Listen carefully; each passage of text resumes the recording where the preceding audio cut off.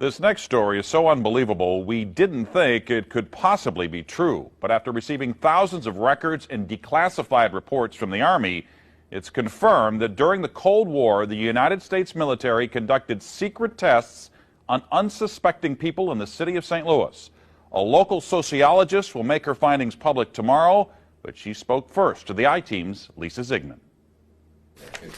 Lisa Martino Taylor's life work has been to uncover details of the Army's ultra-secret military experiments carried out in St. Louis and other cities during the 1950s and 60s. This study was secretive for a reason. They didn't have volunteers stepping up and saying, yeah, I'll breathe zinc cadmium sulfide with radioactive particles. These Army archive pictures show how the tests were done in Corpus Christi, Texas in the 1960s. In Texas, planes were used to drop the chemical, but in St. Louis, the Army placed chemical sprayers on buildings and station wagons. City officials were kept in the dark about the tests. The Cold War cover story was that the Army was testing smoke screens to protect cities from a Russian attack. The truth, according to Martino Taylor, was much more sinister. It's pretty shocking. The level of duplicity and secrecy, clearly they went to great lengths to deceive people. By making hundreds of Freedom of Information Act requests, she uncovered once classified documents that confirmed the spraying of zinc cadmium sulfide.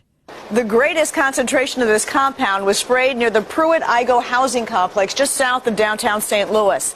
It was home to 10,000 low-income people, and an estimated 70% were under the age of 12.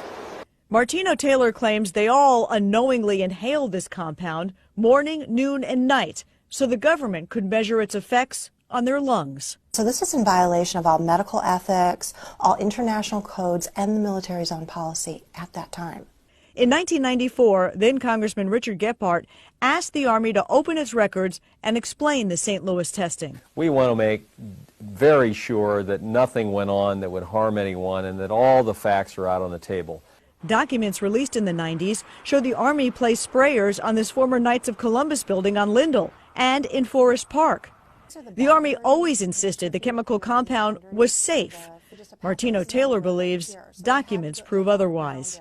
There's a lot of evidence that indicates that people in St. Louis, in the city, particularly in minority communities, were subjected to military tests that was connected to a larger radiological weapons development and testing project. For the first time, she links the St. Louis testing to a company called U.S. Radium, a company notorious for lawsuits involving radioactive contamination of its workers. United States Radium had this reputation where they had been found legally liable decades prior for producing a radioactive powdered paint that killed many young women who painted fluorescent watch dials.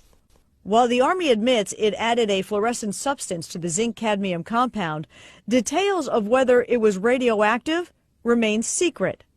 Documents uncovered to date indicate the Army never conducted follow-up studies to see whether the compound caused long-term health issues. In 1972, after years of crime, poverty, and decline, the government destroyed the Pruitt-Igoe housing complex. Lisa Ziegman, News Channel 5, I-Team.